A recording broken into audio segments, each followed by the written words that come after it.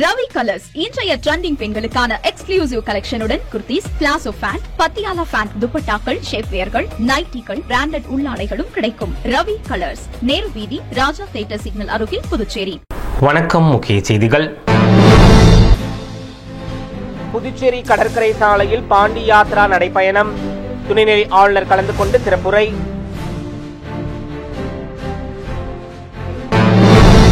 கரூர் அரசியல் கூட்டத்தில் நெரிசலில் சிக்கி உயிரிழந்தவர்களுக்கு அஞ்சலி.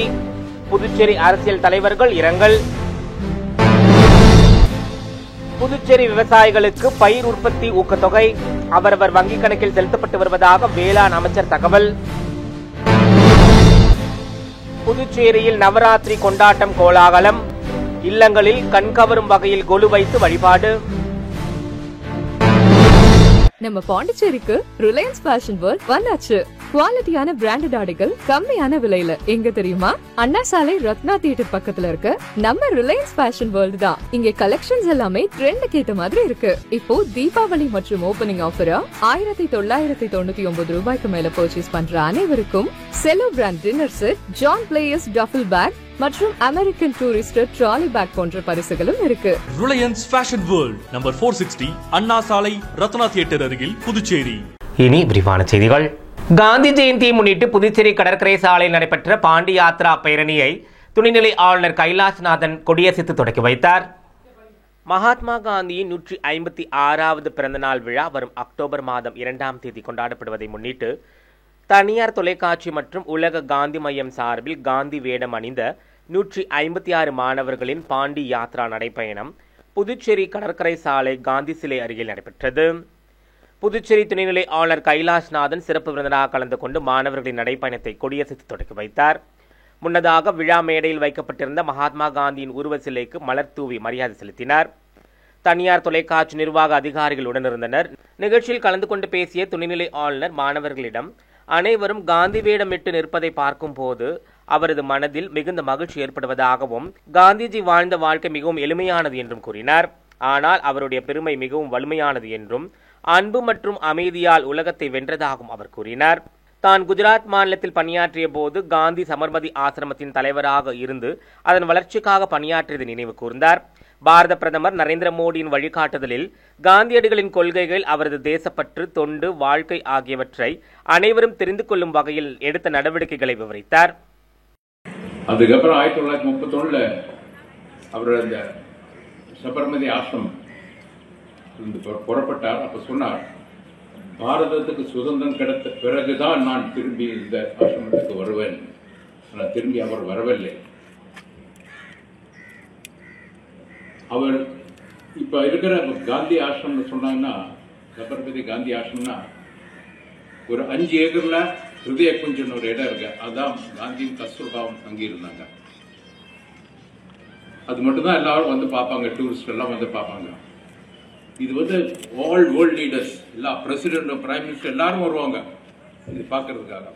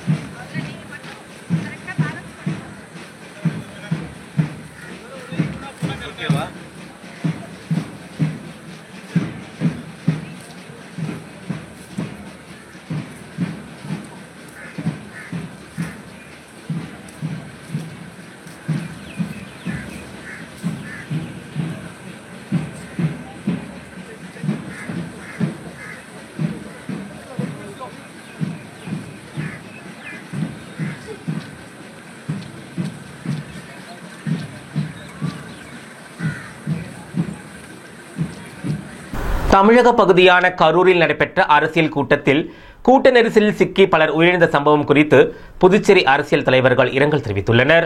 தமிழ்நாடு கரூரில் நடைபெற்ற அரசியல் பேரணியில் கூட்ட நெரிசலில் சிக்கி எதிர்பாராத விதமாக பொதுமக்கள் உயிரிழந்த சம்பவம் குறித்து புதுச்சேரி துணைநிலை ஆளுநர் கைலாஷ்நாதன், முதலமைச்சர் ரங்கசாமி உள்ளிட்ட அரசியல் தலைவர்கள் பலர் இரங்கல் தெரிவித்து வருகின்றனர். புதுச்சேரி துணைநிலை ஆளுநர் கைலாஷ்நாதன் விடுத்துள்ள இரங்கல் செய்தியில், தங்களுடைய அன்புக்குரியவர்களை இழந்து வாடும் குடும்பத்தினர் அனைவருக்கும் தன்னுடைய ஆழ்ந்த இரங்கலையும் ஆறுதலையும் தெரிவித்துக் கொள்வதாக கூறியுள்ளார்.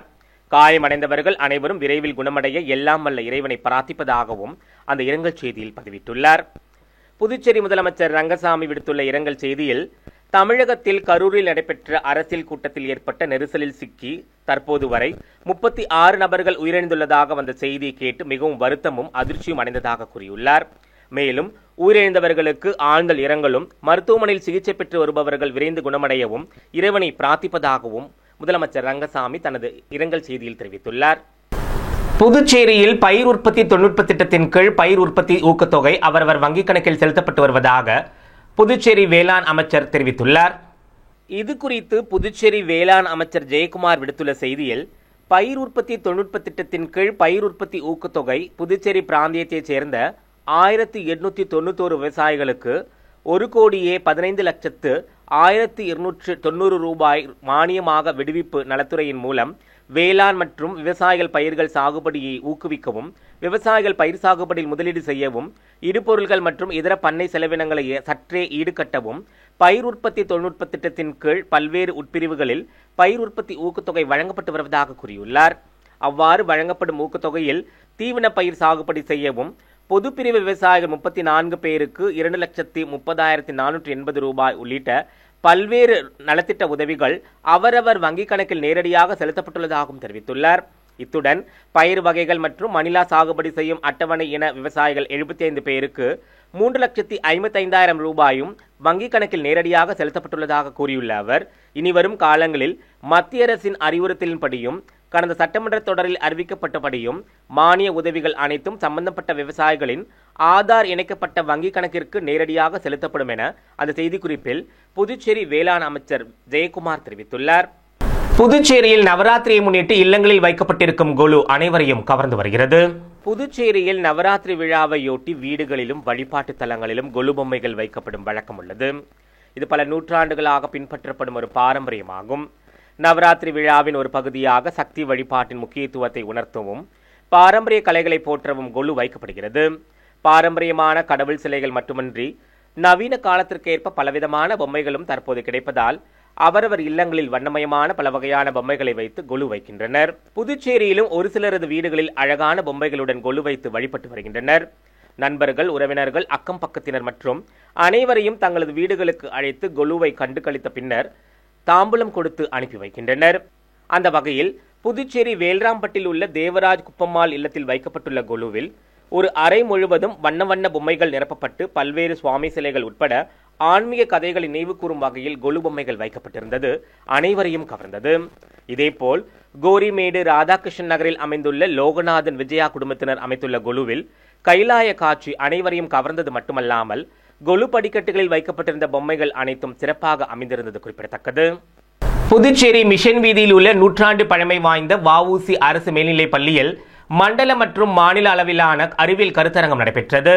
பெங்களூருவில் நடைபெறவிருக்கும் மாணவர்களுக்கான தேசிய அறிவியல் கருத்தரங்கம் 2025 முன்னிட்டு புதுச்சேரி மிஷன் வீதியில் உள்ள நூற்றாண்டு பழமை வாய்ந்த வஉசி அரசு மேல்நிலைப் பள்ளியில் அதற்கான மண்டல மற்றும் மாநில அளவிலான அறிவியல் கருத்தரங்கம் 2025ற்காக மாணவர்களை தேர்ந்தெடுக்கும் போட்டிகள் நடைபெற்றது. இந்நிகழ்ச்சிக்கு பள்ளியின் துணை முதல்வரும் ஒருங்கிணைப்பாளருமான சாந்தகுமாரி அனைவரையும் வரவேற்று சிறப்புரையாற்றினார். பள்ளி முதல்வர் டாக்டர் கரிமா தியாகி தலைமை தாங்கி தலைமுறையாற்றினார்.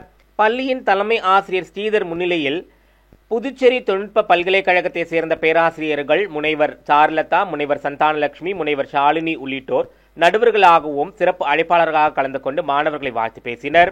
இந்நிகழ்ச்சியின் தொடர்ச்சியாக மாணவர்களுக்கு பள்ளி கல்வி இணை இயக்குனர் டாக்டர் சிவகாமி அறிவுரைகளையும் வெற்றி பெற்ற மாணவ மாணவியர்களுக்கு பரிசு தொகை மற்றும் சான்றிதழ்களை வழங்கி சிறப்பித்தார். பெங்களூரு விஸ்வேஸ்வரையா தொழில்துறை மற்றும் தொழில்நுட்ப அருங்காட்சியகத்தின் சார்பாக மரிலேனின் கல்வி அதிகாரி பார்வையாளராக இருந்து மாணவர்களுக்கு பாராட்டுகளை தெரிவித்தார். பள்ளி விரிவுரையாளர் பத்மாவதி நிகழ்ச்சியின் முடிவில் நன்றி கூறினார். நிகழ்ச்சிக்கான ஏற்பாடுகளை விழா குழுவினர்கள் சிறப்பாக செய்திருந்தனர். புதுச்சேரி அரசு பள்ளிகளில் பயின்று 10% இடஒதுக்கீட்டில் மருத்துவ கல்வியில் இடம்பெற்ற மாணவர்களுக்கு மாவட்ட ஆட்சியர் குலோத்துங்கன் மருத்துவ கிட் வழங்கி வாழ்த்தினார். புதுச்சேரியில் அரசு பள்ளி மாணவர்களுக்கு 10% இடஒதுக்கீட்டில் MBBS படிக்க இடம் கிடைத்த மாணவர்களுக்கு இலவச புத்தகம், சீருடை, ஸ்டெத்தோஸ்கோப் மற்றும் மருத்துவ கிட் உள்ளிட்ட நலத்திட்ட உதவிகள் மாணவர்களின் வீட்டிற்கு சென்றே வழங்கும் நிகழ்ச்சி நடைபெற்றது. நிகழ்ச்சிக்கு புதுச்சேரி சென்டாக் மாணவர் பெற்றோர் நலச்சங்க தலைவர் நாராயணசாமி தலைமை தாங்கினார். மாவட்ட ஆட்சியர் குலோத்துங்கன் மாணவர்களின் மருத்துவ கிட்களை வழங்கி மாணவர்களை வாழ்த்தினார். நிகழ்ச்சியில் குளங்கள் காப்போம் குழு கார்த்திகேயன், வேல்முருகன் உள்ளிட்ட பலர் கலந்து கொண்டனர். ஏற்பாடுகளை புதுச்சேரி சென்டாக் மாணவர் பெற்றோர் நலச்சங்க தலைவர் நாராயணசாமி சிறப்பாக செய்திருந்தார்.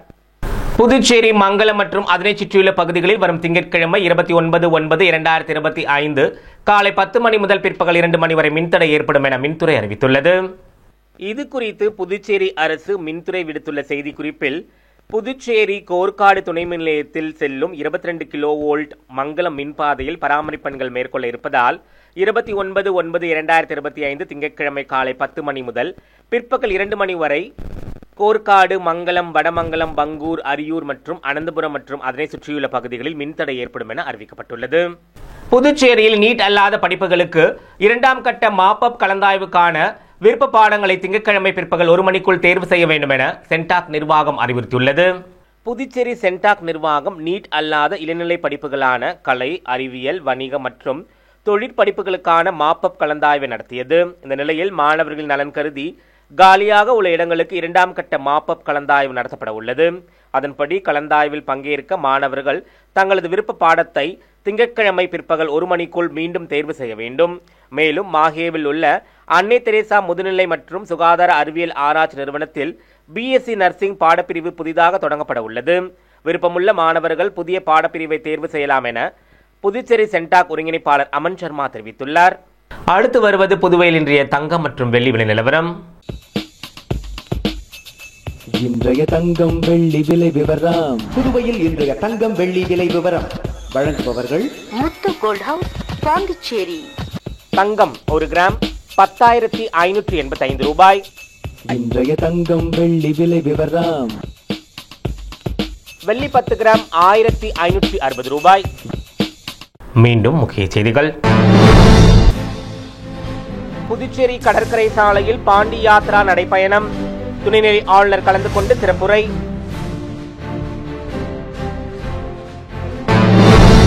கரூர் அரசியல் கூட்டத்தில் நெரிசலில் சிக்கி உயிரிழந்தவர்களுக்கு அஞ்சலி. புதுச்சேரி அரசியல் தலைவர்கள் இரங்கல். புதுச்சேரி விவசாயிகளுக்கு பயிர் உற்பத்தி ஊக்கத்தொகை அவரவர் வங்கிக் கணக்கில் செலுத்தப்பட்டு வருவதாக வேளாண் அமைச்சர் தகவல். புதுச்சேரியில் நவராத்திரி கொண்டாட்டம் கோலாகலம். இல்லங்களில் கண்கவரும் வகையில் கொலு வைத்து வழிபாடு. இத்துடன் செய்திகள் நிறைவடைந்தன. மீண்டும் ஏஎம்என் செய்திகள் இரவு 7 மணிக்கு. வணக்கம். உங்கள் AMN TV செய்திகளை யூடியூபில் உடனுக்குடன் காண AMN TV பாண்டிச்சேரி சேனலை சப்ஸ்கிரைப் செய்யுங்கள். பெல் பட்டனை மறக்காமல் கிளிக் செய்யுங்கள்.